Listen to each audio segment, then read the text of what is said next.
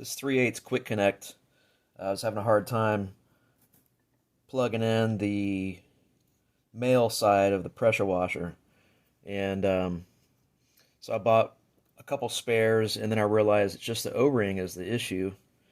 And I have this spare bag of O-rings for 3/8. This is a 3/8, and for a 1/4 quick connect, so 2 sizes.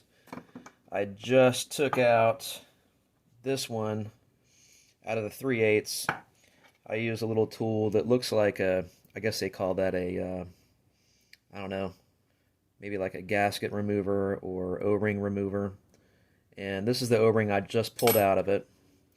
And let me show you what the size is supposed to be. I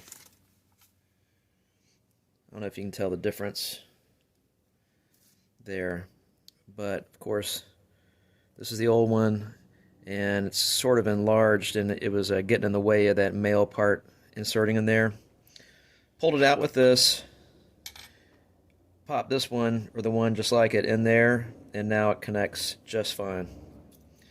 So I'm going to go ahead and show you an example here on the 1/4 inch. This one I haven't replaced yet, and oh, it's fitting on there because I already pulled that out.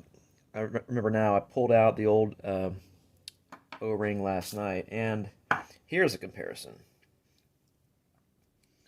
Here's the one I pulled out, and then here is a new one. So both of those are old. Put the new one in.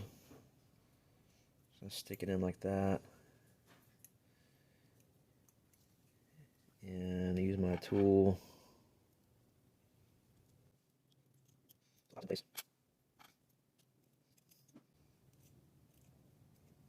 think that did it.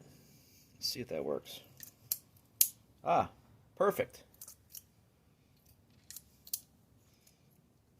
Nice and snug.